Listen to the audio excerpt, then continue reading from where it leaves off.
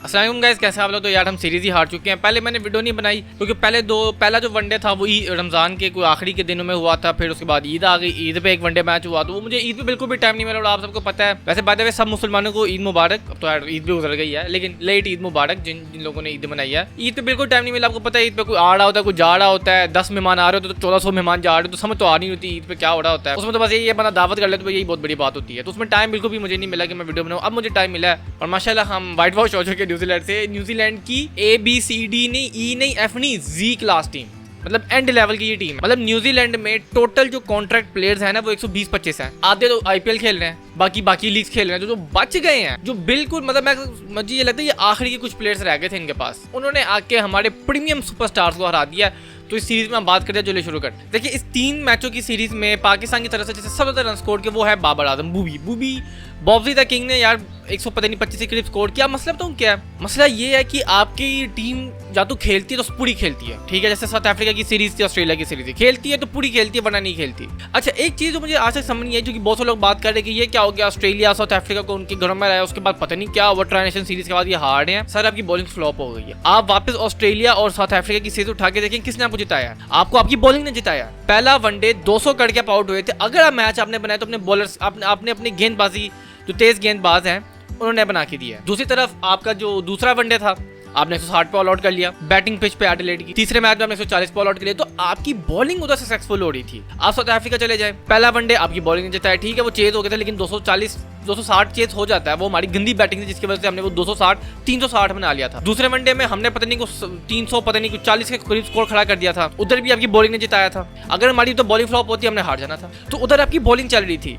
पाकिस्तान में आके चूंकि फट्टा विकट है, इनको फट्टा विकटों पे बॉलिंग आना नहीं आता, तो वहां से इनका ऐसा एक डिप डाउन। और क्रिकेट ऐसी है कि आपकी एक इनिंग्स लगनी चाहिए, एक अच्छी इनिंग्स हो जाए या एक बुरी इनिंग्स हो जाए, आपका डाउन, आप नीचे चले जाते हैं या ऊपर चले जाते हैं। आपके फास्ट बॉलर ने मार खाई है यार। ये 250 वाली पिचें नहीं थी, 250 वाली पिच पे हमने 270 से 350 स्कोर तक सर खाए हैं। और तीनों में हमने टॉस जीता है, तीनों में हमने जो है चेस किया और तीनों में ओवरकास्ट कंडीशंस थी। उसके बावजूद हमारे बॉलर नहीं कर पाए। अब सारे बाबर आजम को कहेंगे, रिजवान को कहेंगे, बैटर्स को कहेंगे, क्योंकि जाहिर बात है सेकंड बैटिंग की और हमारी तो वैसी गोल्डफिश मेमोरी है। हमारी तो इतनी गोल्डफिश मेमोरी है कि जो आखिरी सेकंड में जो हम बस उसको याद करते हैं, पीछे क्या हुआ उसको हम याद ही नहीं करते। भाई आप अपने बॉलर से पूछे कि भाई ये तो आपकी बॉलिंग कंडीशंस है, इधर भी परफॉर्म नहीं करना तो किधर करना है। नसीम शाह का पेड़ देखें आप, ये फास्ट बॉलर की ऐसी फिजिक होती है। एक आकिफ जावेद आया जिसका काफी टाइम के बाद इतना हाई जंप वाला आया बॉलर, उसने बाउंसर कराए हैं, हाईएस्ट विकेट टेकर भी आकिफ जावेद है। बाकी बॉलर्स क्या कर रहे हैं? रिजवान ने बड़ी अच्छी बात की है कि देखें हम पहले 40 ओवर में बहुत अच्छे जाते हैं, आखिरी 10 ओवर हमसे बॉलिंग नहीं होती। वो जो हम सीरीज जीते थे उसमें हम 40 ओवर तक गए ही नहीं।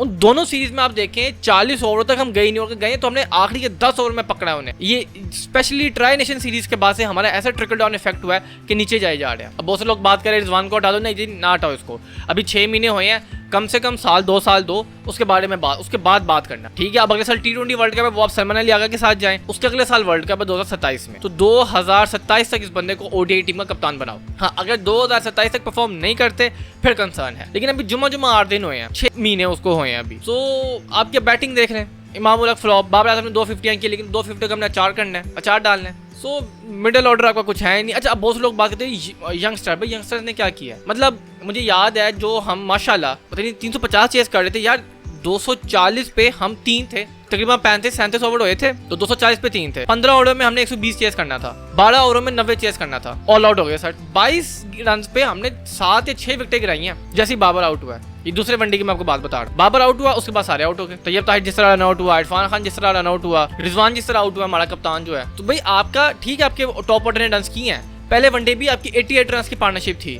उसके बाद क्या हुआ, उसके बाद 150 पे आपके 2 आउट थे, उसके बाद फिर आप लेट गए। तो आपकी मिडिल ऑर्डर बैटिंग कोलैप्स कर रही है, आप मिडिल ऑर्डर बैटर ढूंढे। और मुझे ये समझ नहीं आ रही कामरान गुलाम कहाँ है?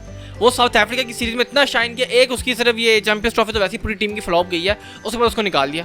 भाई आपका मिडिल ऑर्डर कौन सा उतना अच्छा है? उसका आपने फॉर्म चेक किया, वो ऐसा प्लेयर है कि वो हिटिंग भी करना चाहिए, हिटिंग भी कर सकता है एज अ हार्ड हिटर, और स्ट्राइक रोटेट भी वो कर सकता है। तो ये बहुत कंसर्न है, स्पेशली हमारे, ठीक है प्लेयर्स को बंदा बुरा भला कहता है, लेकिन मेरे नजदीक प्लेयर्स मजदूर हैं यार। एक घर है, लेट्स सपोज आपका घर अच्छा नहीं बना, आप मजदूर को पकड़ोगे, उसको क्या पता बेचारे को, उसे तो बस सरिया लगाना है या उसने जो मसाला बनाना है या इस तरह के काम करने हैं। आप मिस्त्री को पकड़ेंगे, इसी तरह ये हमारे प्लेयर्स हैं, ये मजदूर हैं। आप मैनेजमेंट को पकड़ेंगे भाई। और हमारे आप देखिए हमारा बॉलिंग कोच वही हमारा हेड कोच है, हमारा बॉलिंग कोच अलग है, हेड कोच अलग है, गया और हेड कोच भी बड़ा बॉलर है, आके बोल और फलाना बोल तो ढिमकाना बोल, उसे कोचिंग ही नहीं हो रही। हमारे मैनेजमेंट क्या कर रही है? हमारी मैनेजमेंट इतनी नल्ली है, इनको कुछ पता ही नहीं क्या करना है। इनको चाहिए भाई जिन्होंने मैनेजमेंट क्यों पढ़ते हैं लोग, बीबीए क्या है, एमबीए क्या है, इसमें लोग पीएचडी क्यों करते हैं कि भाई ये हर किसी की बस की बात नहीं है मैनेजमेंट करना। और फिर जो पढ़ लेते हैं उनमें से भी हर कोई मैनेजर नहीं बनता। भाई मैनेजमेंट करना बड़ा मुश्किल काम होता है, क्योंकि आपके पास एक टीम होती है 100 बंदों की, 10 बंदों की, 500 बंदों की, आपने उनको मैनेज करना है। तू ये कर, तू वो कर, तू ये कर, तू वो कर। फिर अगर आप उसमें फ्लॉप होते हैं तो गाली मैनेजर को पड़ती है, और अगर सेहरा बनता है तो वो भी मैनेजर को सजता है। तो मैं बात कर रहा था कि यार आपकी जो बॉलिंग होती है वो आपको मैच जिताती है, ना कि बैटिंग आपको मैच जिताती है। अब ऑस्ट्रेलिया साउथ अफ्रीका की सीरीज आपके सामने है, आपने बॉलिंग अच्छी की, आपने अगली टीम को ऑल आउट किया। इसी तरह टेस्ट मैच, मैं कहता हूँ T20 मैच भी आप बैटिंग से नहीं जीत सकते। आप अच्छी बॉलिंग करेंगे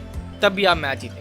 आप बैटिंग से कोई मैच नहीं जीत सकते। हमारी जो बॉलिंग है ना वो बहुत ही क्लूलेस लगी है। ऐसा लग रहा है कि हमारे बॉलर्स को गेंदबाजी नहीं आती करनी, या वो छोटे बच्चे, कल के बच्चे जिनको पता नहीं, उनके घर वाले भी शायद ना जानते हो। मतलब न्यूजीलैंड में तो मेरे हाथ से ये प्राइम स्पोर्ट भी नहीं है, वो तो रग्बी खेली जाती है, रग्बी, फुटबॉल, पता नहीं क्या क्या वो तो स्पोर्ट खेली जाती हैं। दूसरा मैं बात करना चाहूँगा यार, ये जो खुजदिल शाह की जो लड़ाई हुई है, अच्छा अब इसको ना बड़े बातें कर रहे कि यार ये गलत हुआ, जो भी हुआ ठीक है, वो अपने आप में गलत था। ठीक है, जो पीसीबी की तरफ से आई है वो आई है कि एक अफगानी था, उसने फड्डा किया। तो मेरा तो ये सवाल होता है सबसे पहले कि अफगानी तो कर क्या रहा था, चले स्पेक्टेटर था भी, तो उसका क्या बनता है खुजदिल शाह से कि वो लड़े। अब मुझे बात है, अगर एक पाकिस्तानी अफगानिस्तान के मैच में आता है और वो अफगानी प्लेयर को गालियां निकालता है और लड़ना शुरू हो जाता है, तो क्या होगा? जितने पठान जो हमारे अफगानी ये आ जाएंगे। दूसरी बात, खुजदिल शाह पठान है, तो ये जो कंसेप्ट है ना हमने बिठाया हुआ पठान जो है वो अफगानियों के करीब है और पंजाबी इंडियन से करीब है, कोई नहीं भाई, पाकिस्तानी के करीब है। ये गलत कंसेप्ट है कि पठान जो है वो अफगानी के करीब है। कुछ होंगे अजीबोगरीब पठान क्या क्या, और कुछ पंजाबी भी होंगे जो इंडियंस को सपोर्ट करते हैं। तो वो जो वीडियो देखी थी वो तो यार बड़ी अजीब थी यार, वो तो बंदा चला रहा था कि बस पुतर गया और उसको कुछ समझ नहीं आ रही कि क्या करना है। तो यार ये